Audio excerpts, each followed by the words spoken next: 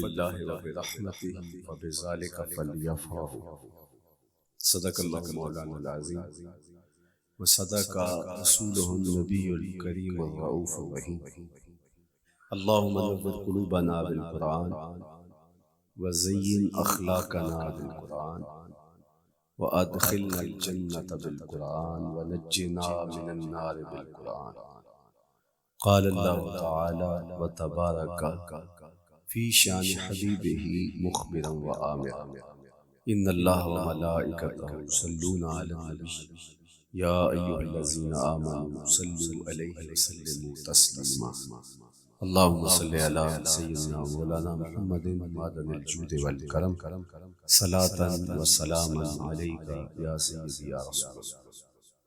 حمد و تعریف و توصیف اللہ جل مجدہ الکریم کی ذات برکات کے لیے، رسول رحمت شفیع معظم نبی محتشم حضور ختم المرتبت صلی اللہ علیہ وآلہ وسلم کے حضور ناز میں اپنی عقیدتوں، ارادتوں اور محبتوں کا خراج پیش کرنے کے بعد واجب الاحترام ذوی الاحتشام معزز و مکرم سامعین، خواتین و حضرات، السلام علیکم ورحمۃ اللہ وبرکاتہ۔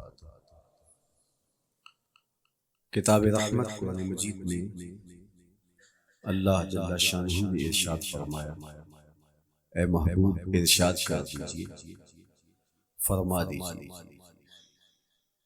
قل بفضل اللہ وبرحمتہ، جب اللہ کا فضل اور اس کی رحمت ہو، فبذالک فلیفرحوا، تو انہیں چاہیے کہ اس فضل و رحمت کے حصول پر، اللہ جل شانہ کی اس کرم نوازی پر فرحت کا اظہار کریں، خوشی اور شادمانی کا اظہار کریں۔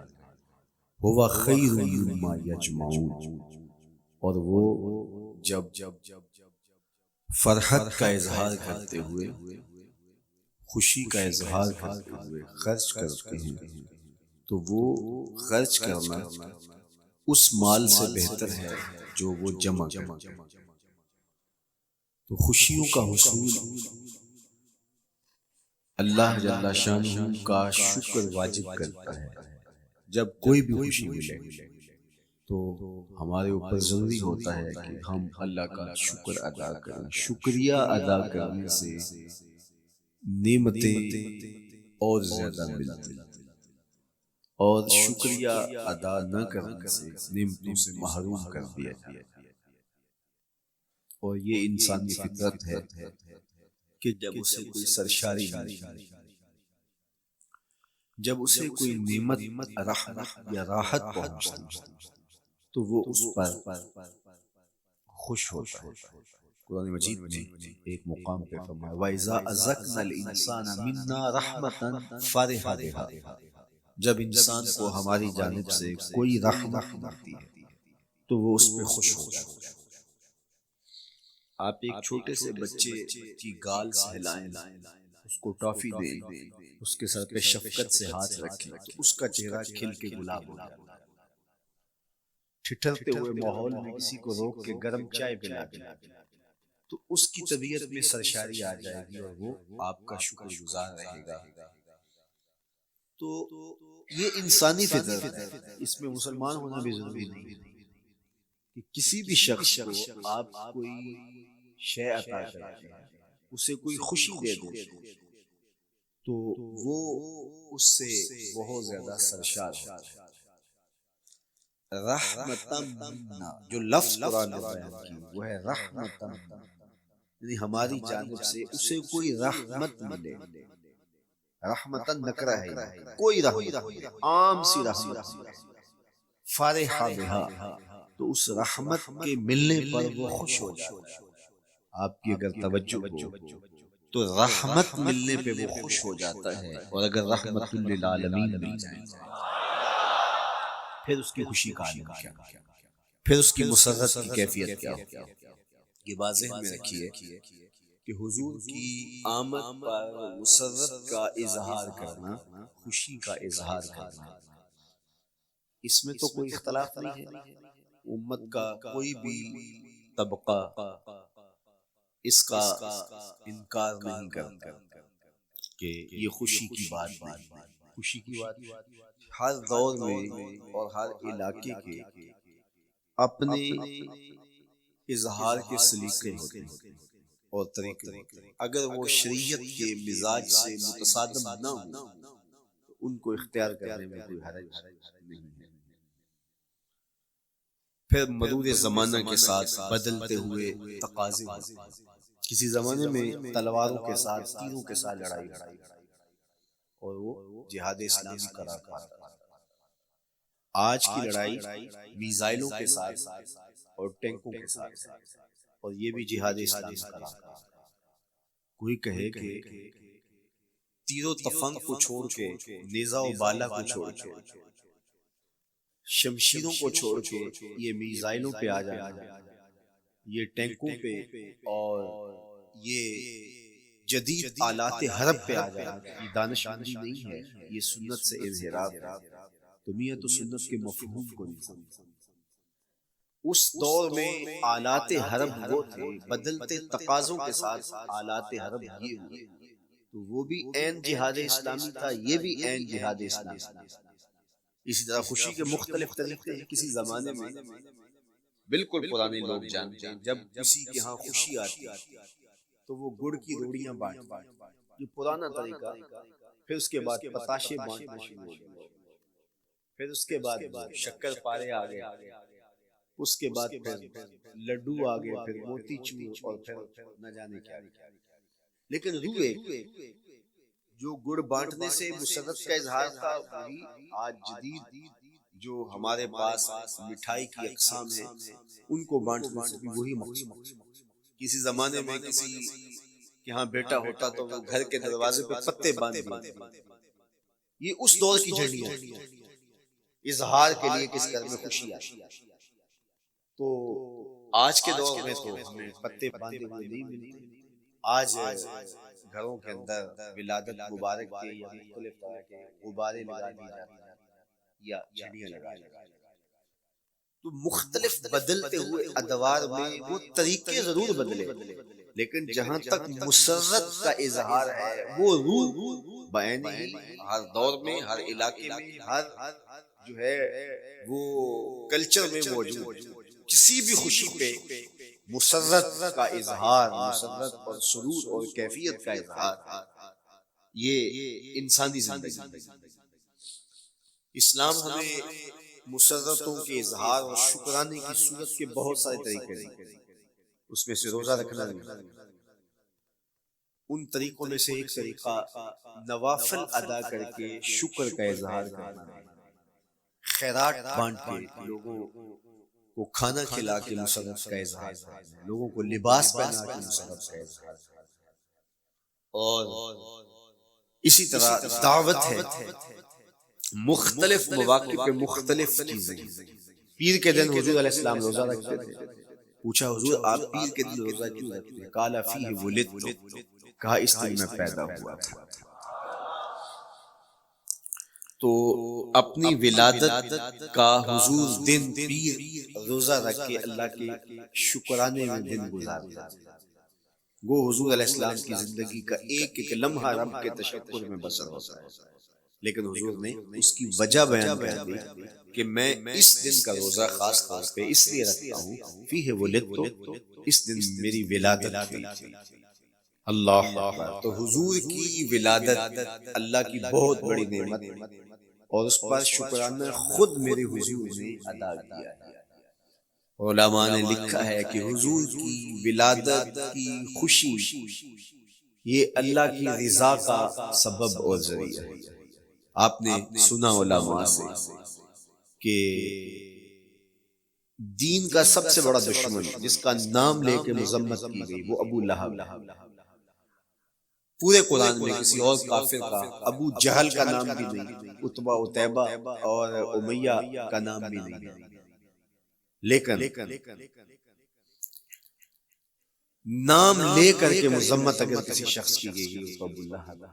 حضور علیہ الصلوۃ والسلام جب کوہ صفا پہ جلوہ فراز ہوئے وَأَنذِرْ عَشِيرَتَكَ الْأَقْرَبِينَ، حکم ہوا پہلے قریبی لوگوں کو آپ اللہ کا ڈر سنائیں۔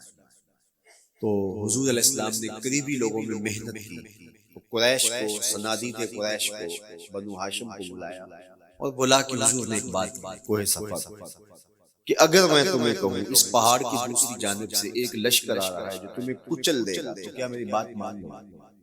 تو انہوں نے کہا اگر نظر نہ بھی آیا ہم کہیں گے ہم اندھے ہیں، آپ سچے ہو، ہماری نظروں کو پھیر لگ رہا ہے، آپ جھوٹ نہیں بول سکتے، ہم نے 40 سال آپ کے شب و روز دیکھے، تو کیسے ہم یہ گمان کریں؟ حضور نے فرمایا اگر میری ذات پہ اتنا یقین ہے تو مان لو اللہ ہے۔ ابو لہب سب سے پہلے بولا تبا لک ھنالک سائر اليوم الہذا جمعتنا معاذ اللہ، کہ آپ کا معاذ اللہ ہاتھ ٹوٹ جائے، آپ نے اس لیے ہمیں جمع کیا تھا۔ تو اللہ تعالیٰ جل شانہ نے اس کا جواب دیتے ہوئے ارشاد فرمایا تبت یدا ابی لہب وتب، ظالم تیرے دونوں ٹوٹ، ظالم تیرے دونوں ٹوٹ جائیں۔ تو ابو لہب کا نام لے کے مذمت، لیکن یہ بدترین کافر جب حضور کی ولادت ہوتی ہے تو اس کی لولی سویبہ اس کو جا کے خبر کہ تیرے مرحوم بھائی کے گھر بیٹا بیٹا، تو یہ بہت خوش ہو گیا، اس لیے نہیں کہ نبی تشریف لائے، اس لیے کہ میرے مرحوم بھائی کے گھر میں چلا ہوں، تو بھتیجا ہونے کے ناطے اس کو ایک سرشاری اور خوشی ہوئی، اور لونڈی کے خبر دینے پر اس نے اشارے سے اس کو کہا جا تو آزاد۔ اللہ اکبر، یہاں سے یہ بھی سمجھے کہ حضور نے صحن کائنات میں قدم رکھا، غلاموں کو آزادی ملنے لگی، غلامی کی زنجیریں ٹوٹنے لگی، تو صحابہ کو کہا جا تو آزاد ہے۔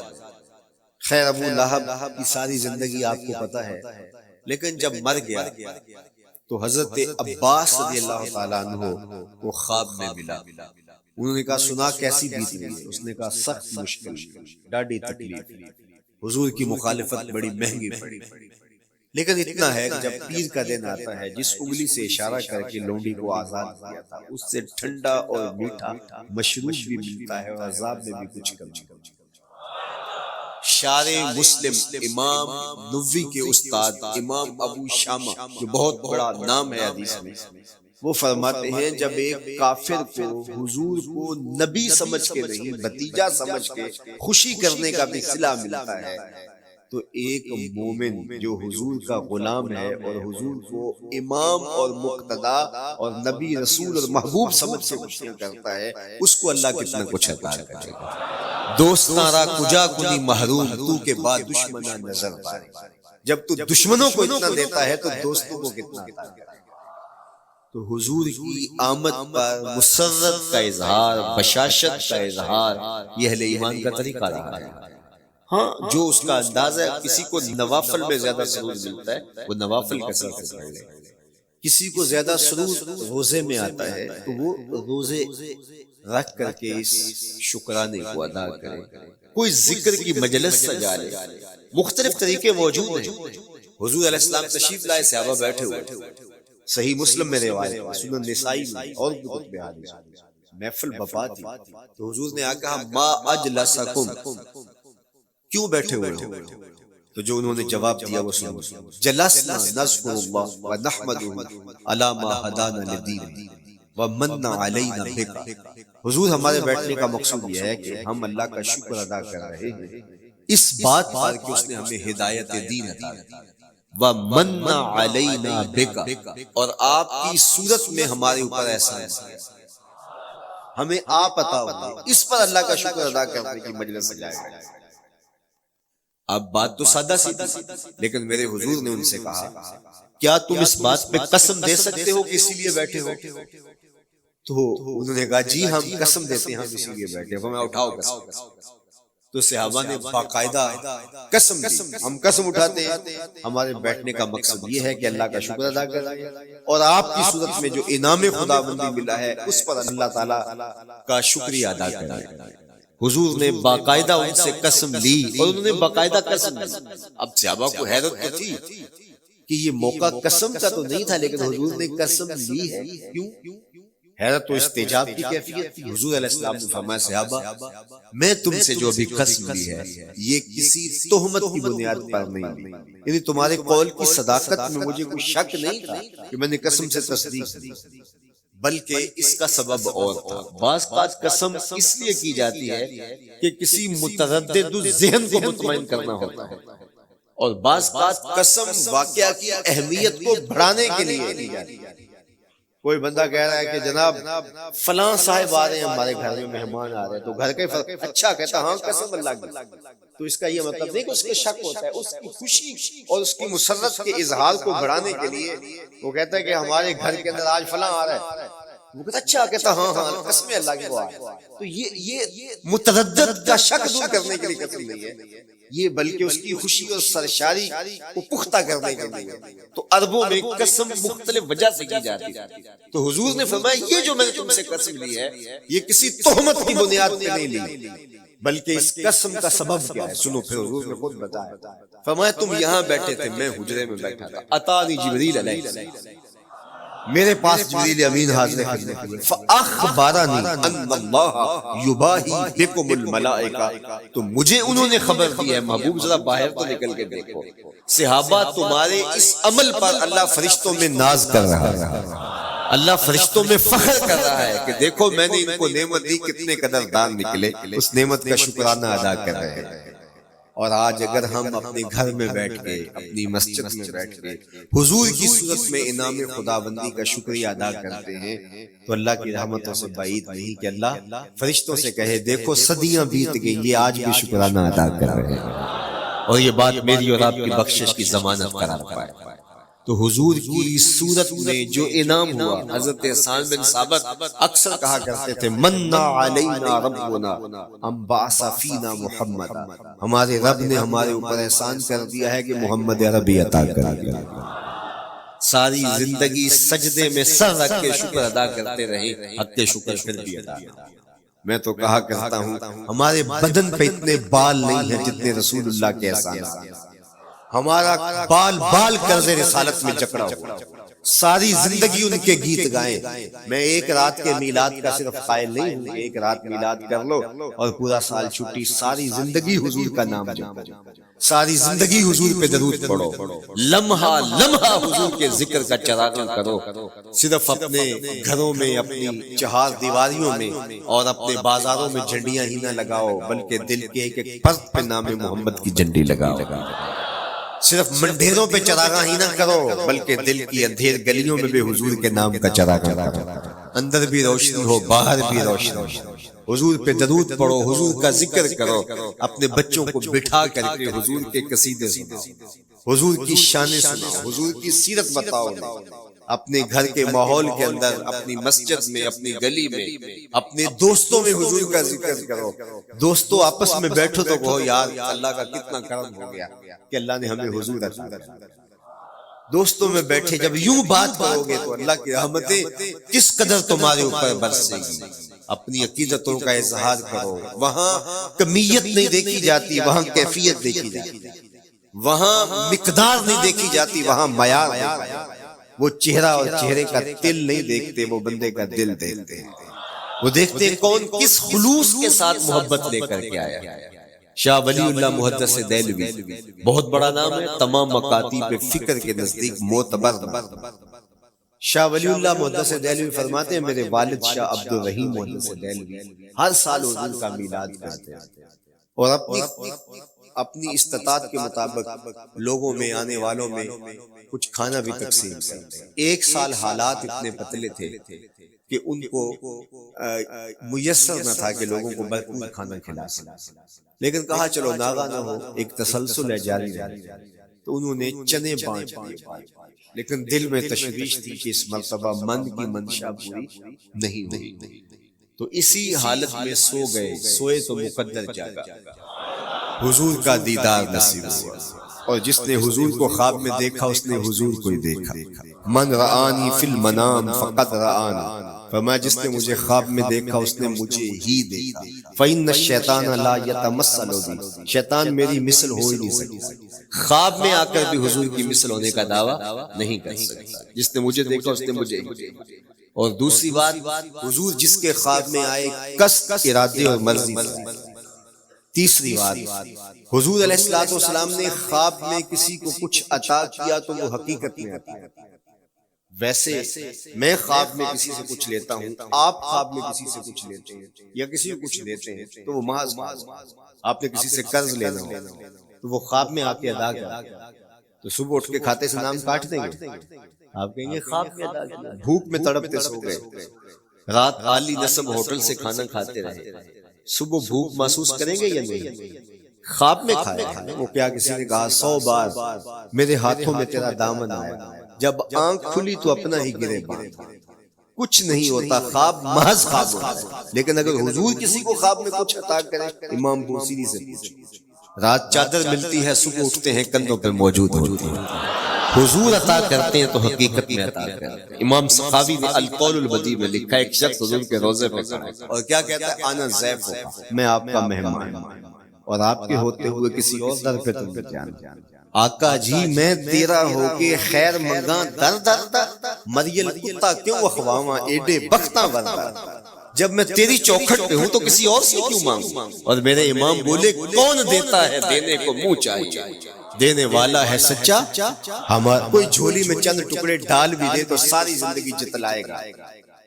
اللہ اکبر۔ عارف عبد المتین نے تو قلم توڑ دیا نا، اور جتنے بھی سہارے ہیں سبک کرتے ہیں، عزت نفس بڑھاتا ہے سہارا، ہر آسرا کمزور کرتا ہے، لیکن نبی کا آسرا سر بلند ہے۔ کسی چودھری کا، خان وڈیرے کا مانگت سر اٹھا کے چل سکتے کہ میں فلاں کا مانگت ہوتا ہوں اور جس کو خیرات مدینے کی گلی سے ملی۔ اسی لیے میرے امام نے مشورہ دیا، ٹھوکریں کھاتے پھرو گے ان کے در پہ پڑ، قافلہ تو اے رضا اول گیا آخر گیا۔ وہ کھڑا ہی حضور کے روضے، کیا کہتا ہے، انا ضیف، میں آپ کا مہمان ہوں اور آپ کے ہوتے کسی اور در پہ جاؤں۔ اللہ اکبر۔ یہ کہتے کہتے آنکھ لگ گئی۔ حضور خواب میں تشریف لائے، دائیں ہاتھ میں روٹی تھی، عطا کرتے ہوئے خذ لے لے، کہتا میں نے خواب میں کھانے شروع کیا، ابھی آدھی روٹی کھائی تھی، پوری روٹی نہیں کھائی تھی، آدھی روٹی کھائی تھی کہ میری آنکھ کھل گئی، جب آنکھ کھلی تو دوسرا آدھا ٹکڑا میرے ہاتھ میں موجود تھا۔ وہ دیتے ہیں تو حقیقت میں۔ تو شاہ ولی اللہ محدث دہلوی فرماتے ہیں کہ میرے والد شاہ عبد الرحیم محدث دہلوی نے خواب میں حضور کو دیکھا، اور چونکہ دن یہ عمل گزرا تھا اور کہ مہمانوں کو خاطر خواہ تواضع نہیں کر سکا تھا، تو حضور کے سامنے نوا اقسام کی چیزیں پڑی ہیں اور ان میں میرے والے چنے اور حضور ان کے ساتھ شفقت فرما رہے ہیں۔ تو یہاں معیار دیکھا جاتا ہے، مقدار نہیں دیکھی جاتی، یہاں کمیت نہیں دیکھی جاتی، کیفیت دیکھی جاتی ہے۔ یہاں چہرے اور چہرے کا دل نہیں دیکھا جاتا، یہاں آنے والے کا دل دیکھا جاتا۔ یار چہرہ تو چمکدار تھا، اسی لیے ابو لہب کہتے ہیں شعلے کی طرح چمکتا تھا، لیکن جہنم کا ایندھن اور کالے رنگ والا، ہونٹ موٹے ہیں، لیکن کعبے کی چھت پہ کھڑا اذان دے رہا ہے۔ اذان ازل سے تیرے عشق کا ترانہ بنی، نماز تو اس کی دید کا ایک بہانہ بنی، ادائے دید سراپا نیاز تھی تیری، کسی کو دیکھتے رہنا نماز۔ تو عقیدتوں کے رنگ اور محبتوں کے رنگ حضور علیہ السلام کے ساتھ جب کوئی پیش کرتا ہے تو رائے گانی جاتی ہے۔ یہ وفاداروں کا در ہے، یہاں بے وفائی کا تصور ہی نہیں ہے۔ وہ ہاتھ پکڑتے ہیں تو پھر چھوڑتے نہیں، اس لیے ان سے محبت کا ربط قائم کیجیے، اپنی اولادوں کو حضور کا پیار سکھائیے، اپنے گھروں میں میلاد کیجیے۔ لازم نہیں ہے کسی عالم دین کو بلاؤ، آپ اپنے گھروں میں حضور علیہ السلام پر درود پڑھیے گا، بچوں کو بٹھائیے گا اور حضور کی سیرت کا کوئی واقعہ ان کو سنائیے گا۔ صحابہ اپنے بچوں کو بٹھا کر کے حضور کی سیرت بتایا کرتے تھے، حضور کا نقشہ بتایا کرتے تھے، حضور کے شمائل ذکر کیا کرتے تھے، اور کوئی صحابی ملتا تو تابعین جمع ہو جایا کرتے تھے اور اسے پوچھتے تھے اچھا بتاؤ حضور کی صورت کیسی تھی، زلفیں کیسی؟ یہی میلاد ہے نا۔ میلاد میں حضور کے فضائل کا ذکر ہوتا ہے، شمائل کا ذکر ہوتا ہے، خصائل کا ذکر ہوتا ہے، اور موسم حج کا ہے۔ ایک اونچے ٹیلے پہ حضرت سیدنا ابو طفیل کھڑے گئے، یہ آخری صحابی ہیں، اس کے بعد کوئی صحابی نہیں، آخر میں سب سے آخر میں فوت ہوئے 110 حضور کے وصال کے 100 سال بعد اونچے ٹیلے پہ چڑھ گئے اور لوگوں کو کہا، لوگوں آؤ، اس وقت روئے زمین پہ میرے علاوہ کوئی نہیں جس نے حضور کو دیکھا۔ بس انہی آنکھوں نے حضور کو دیکھا ہے. کیا ناز ہے. میرے ایک استاد ہوتے تھے سر محمد علی حاشر، اللہ ان کی قبر پہ رحمت نازل کرے، تو وہ بڑے بڑے مشاہیر اہل سخن سے ملے تھے تو وہ بات کرتے تھے. میں مولانا ظفر علی خان کا مصاحب رہا ہوں، میں نے اقبال کو دیکھا ہے. داغ دہلوی نے اپنے شاگردوں سے کہا تھا آنے والی صدیاں تم پہ ناز کریں گی اے لوگو، تم نے داغ کو دیکھا، تم نے داغ سے باتیں کی. یار جس نے داغ دہلوی کو دیکھا ہے وہ تو ناز کرے، جس نے اقبال کو دیکھا ہے وہ تو فخر کرے، جو مشاہیر اہل سخن کے پاس بیٹھتا رہا ہے وہ تو فخر کرے، اور جس کی آنکھوں نے جمال محمد عربی دیکھا ہے وہ اپنے مقدر پہ ناز کرے. تو کہا لوگو آؤ اس وقت روئے زمین پہ میرے علاوہ کوئی نہیں جس نے حضور کو دیکھا، آؤ مجھ سے حضور کی باتیں سنو. لوگ جمع ہو گئے اور کہا صف لنا رسول اللہ، تم نے حضور کو دیکھا ہے تو بتاؤ حضور کیسے تھے. تو حضرت ابو طفیل نے 3 لفظوں میں حضور کا بڑھیا بیان یاد کر. حضرت ابو طفیل نے کہا کان رسول اللہ صلی اللہ علیہ وسلم ابیض ملیحا مقصدا. ایک تو چٹے رنگ تھے، ایک تو حضور کا رنگ گورا تھا، دوسری بات ملیحا حضور کا حسن نمکین تھا، اور تیسرا مقصدا حضور متوازن تھے، نہ قد لمبا نہ قد پست، سوا صدر والبطن سینہ اور پیٹ برابر، لیسا بالطویل المبغت ولا بالکثیر المتردد، نہ پست کے عجیب دکھائی دے نہ اتنے لمبے کے عجیب لگے بلکہ درمیانہ قد. لیکن اذا جامع القوم غمرهم، سن لو حضور کا قد تو درمیانہ تھا لیکن جب لوگوں کے درمیان چلتے حضور کے کندھے لوگوں کے سروں سے اونچے دکھائی دے. یہ اللہ نے شان مکھ چند بدر شانی، متھے چمک دی لاٹ، کالی زلف تے اکھ مستانی.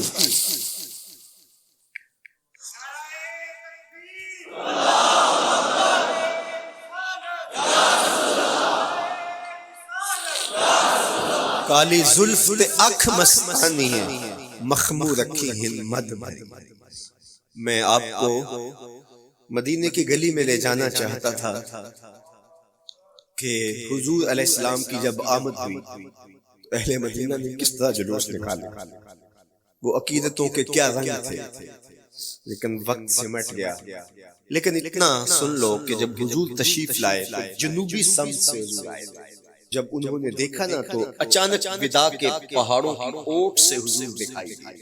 تو سیاہ پہاڑ ہیں تو ان سے جب حضور کا چمکتا ہوا چہرہ دکھا نا تو بے ساختہ انہوں نے کہا طلع البدر علینا، وہ دیکھو چاند چڑھ گیا، طلع البدر علینا، وہ دیکھو چاند چڑھ گیا. یہ شاعری خود بخود ہوتی ہے، خود بخود ترتیب، ایک ہوتی ہے آورد، ایک ہوتی ہے آمد. یہ آمد ہے. طلع البدر، وہ دیکھو چاند چڑھ گیا. من ثنیات الوداع وجب الشکر علیہ. مورخ اسلام حفیظ جالندی نقشہ کہتے ہیں جنوبی سمت سے اٹھا ایک نوری غبار آخر، جنوبی سمت سے اٹھا ایک نوری غبار آخر، سواد شہر میں داخل ہوا ناکا سوار آخر.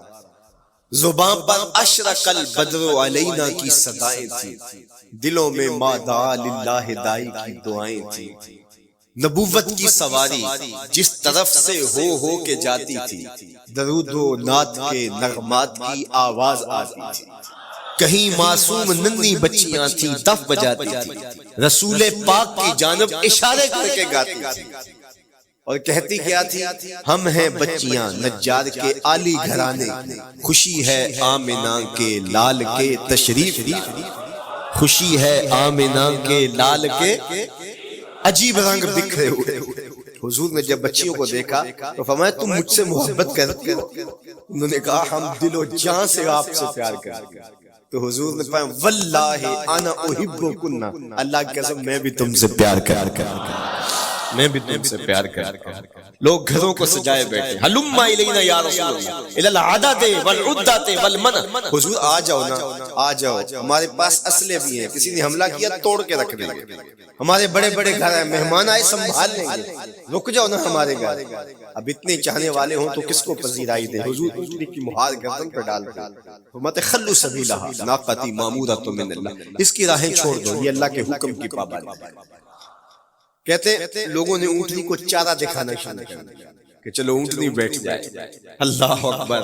پانی ہڑا نو لوڑ کی راہ برابر پہنچے آپ دریار سرکار یارا. یار جب محبت پیدا ہوتی ہے یار منانے کے ڈھنگ بھی سیکھ لیے جاتے ہیں. محبت بتا دیتی ہے محبوب کو کیسے منانا ہے.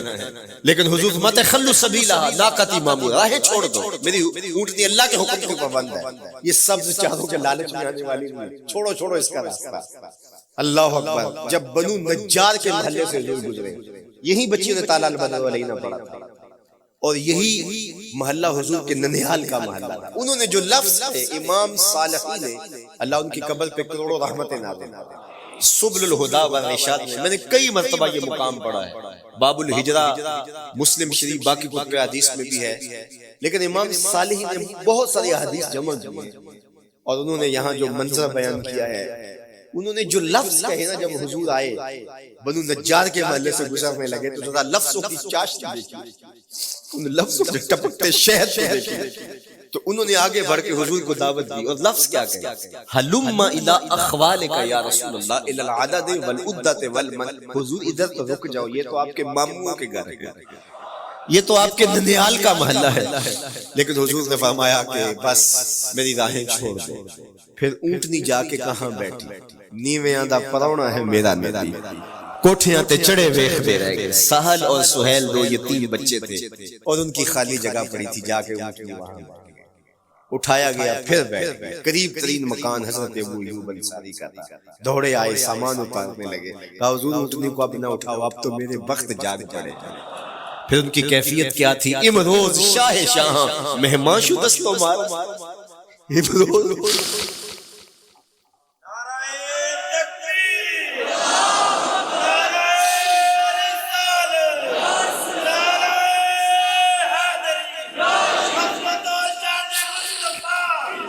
امروز شاہ شاہاں مہمان شو دستو مارا. جبریل با ملائک دربان شو دستو مارا. وہ کہتے ہیں آج شاہوں کا شاہ میرے گھر کا پرونا بن گیا. یہ ابو ایوب انصاری کے جذبات. آج شاہوں کا شاہ، آج خسرو حسینہ ماہ نازنینہ، آج امام الانبیاء میرے گھر کا پرونا بنا ہے. کہاں میں کہاں نکتے گورے، باد صبا تیری مہربانی. کبھی اونٹنی کے پاؤں چوم رہے ہیں، تیرے وقت کے تو میرے گھر تک لے آئی. تو کہا امروز شاہ شاہاں مہمان شو دستو مارا. آج شاہوں کا شاہ میرے گھر کا مہمان ہے. پھر آگے کیا کہتے ہیں؟ جبریل با ملائک درباں شو دستو مارا. لوگوں جبریل کو دیکھو، آج میرے گھر کا پیرا ہے، آج میرے گھر کا چوکی دار بنا ہوا ہے، کیونکہ میرے گھر میں حضور ٹھہرے ہوئے. تو کیا حضور کی آمد کا جلوس تھا. یاد صحابہ نے جو حضور کے آمد کا جلوس نکالا، ہم تو وہ رنگ پیش نہیں کر سکتے، لیکن میں آپ کو کہوں گا درود پڑھتے ہوئے آج جلوس میں شامل ہوں. حضور کے ذکر سے سرشار ہو کے جلوس میں شامل ہوں، اور پورے نظم کے ساتھ. اگر آپ کے جلوس میں کوئی کسی کی گاڑی گھس بھی آتی ہے، اس کو پیار دینا، اس کو راستہ دینا، اور اس کو حضور کی رحمت کا احساس ہو کہ یہ رحمت کو ماننے والے لوگ، اور حضور پہ درود پڑھتے رہنا، عقیدتوں کے رنگ میں رہنا. امید ہے کہ اس طرح حضور نے بچیوں سے کہا جو حضور کے جلوس میں شامل تھی کہ کیا تم مجھ سے محبت کرتی ہو؟ تو انہوں نے کہا جی جی، ہم اسی لیے تو آپ کے قصیدے پڑھ رہے ہیں. تو حضور نے فرمایا واللہ میں بھی آپ سے محبت کرتا ہوں. تو ہو سکتا ہے حضور ہمیں فرمائے میرے میلاد کے جلوس میں آنے والوں میں بھی تم سے محبت کرتا ہوں. اللہ آپ کو سلامت رکھے. وآخر دعوانا الحمد.